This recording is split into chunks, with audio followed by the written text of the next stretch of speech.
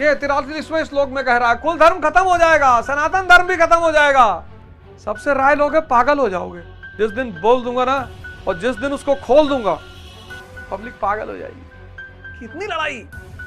अगर 60 में ये बात क्लियर नहीं हुई कि मैं मुसाफिर हूं, सब सनातनी है।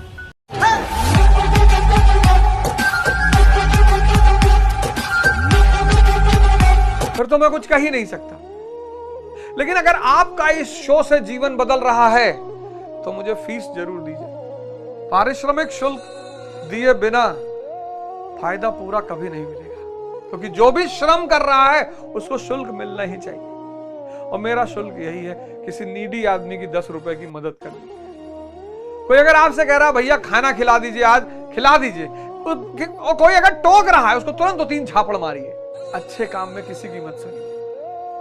कभी कभी आप किसी को निकाल कर पैसा देना चाहते हैं और लोग टोकते, अरे अब दाई दारू पी ली, हम ही कौन सा जिंदगी भर दूध पीते रहे, हमको भी तो मालिक ने पैसा दिया, हम भी दारू पिए, कभी पी लेने दो।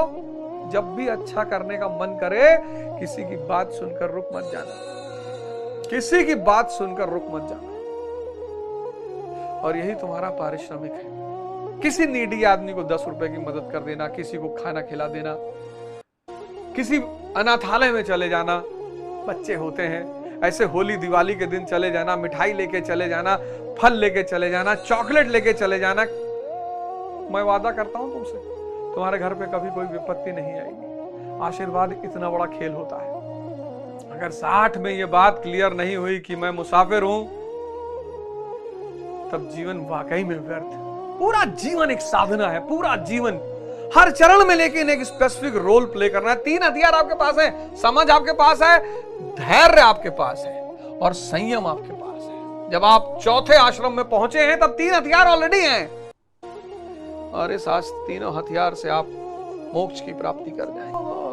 Backward people, you people always talk about spiritualism, God, soul, etc., etc. जिसको इस धरती के नरक से बचना है उसे भारत आना ही पड़ेगा, भारत की मिट्टी को चूमना ही पड़ेगा, भारत के गुरुओं का पैर छूना पड़ेगा। कोई रास्ता नहीं है। और जिसको भी भौतिकवाद के चरमोत्कर्ष पर जाना है उसे आइंस्टीन को पढ़ना पड़ेगा। जागो प्रभु, कहां बैठे हो? मैं दलदल से बाहर निकला, मेरे माँ बाप की कहानी, मेरी कहानी सुनी होगी। मैंने कहा ना, मैंने अपने जीवन के कुछ पन्नों को अभी भी छुपा कर रखा है। जिस दिन बोल दूंगा ना और जिस दिन उसको खोल दूंगा पब्लिक पागल हो जाएगी। कितनी लड़ाई। और मुझे तो मजा आने लगा है और मैं चाहता हूं आप भी मजा लो, लेकिन मजा तभी ले पाओगे जब समझ विकसित होने लगेगी। मूर्खों से दूर रहो, बेवकूफों से दूर रहो। सबसे राय ले रहे हो, सबसे राय लोगे पागल हो जाओगे। एक बीमारी का इलाज 10 डॉक्टर से कराओगे, मर जाओगे।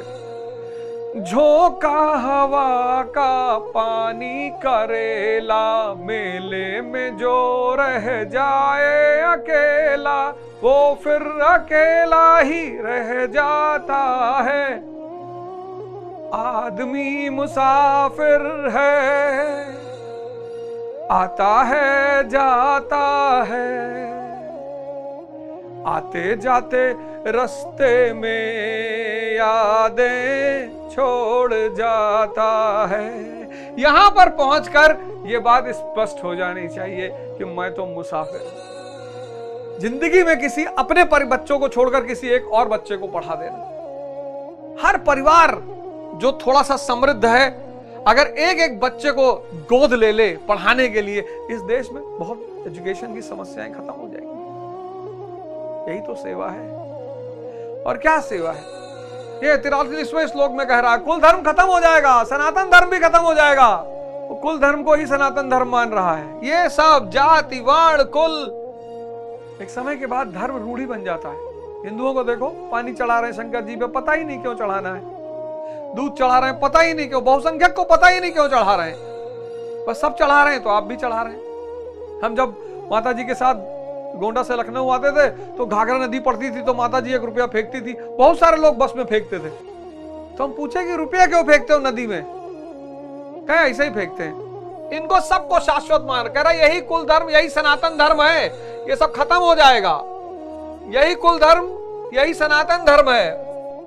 सब सनातनी है, वो चाहे इस्लाम को मानने वाले हो, चाहे ईसाई हो, चाहे हिंदू है, क्रिश्चियन, सब सनातनी है, क्योंकि सब आत्मा के अन्वेषक हैं, आत्मा को फाउंडर हैं।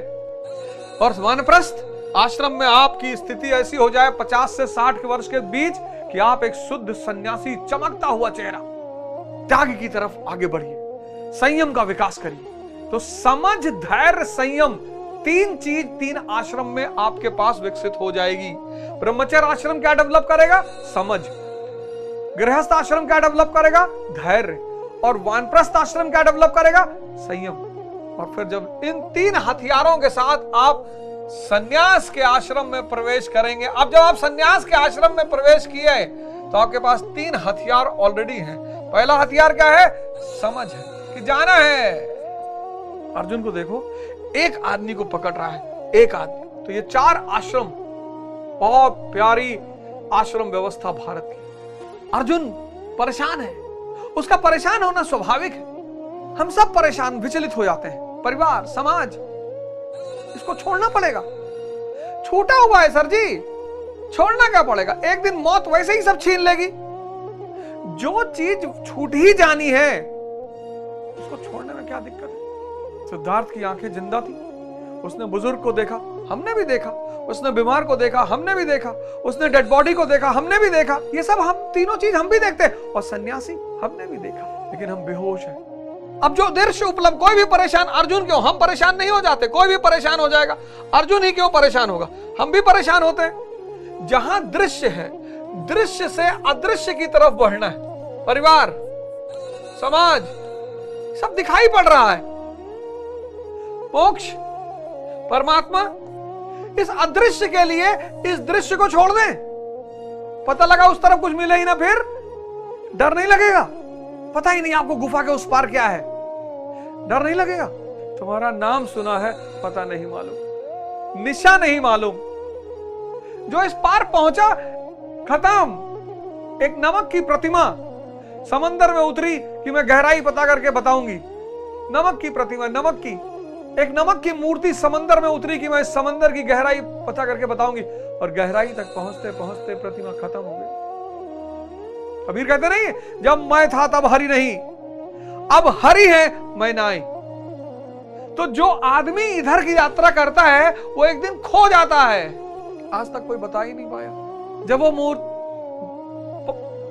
नमक की प्रतिमा विलीन हो गई समंदर में, अब कैसे लौट के बताएगी समंदर की गहराई कितनी है और गहराई में क्या है?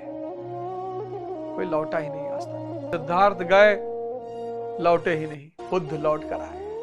हम सब डरते हैं, इधर के बारे में कुछ पता ही नहीं। जो गए वो लौट कर आए ही नहीं, कोई और ही आया।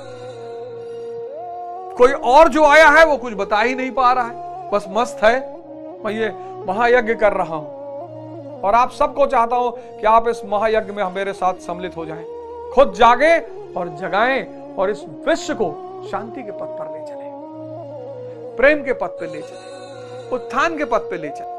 अपने ऊपर ध्यान दें, अपना विकास करें, लड़ें।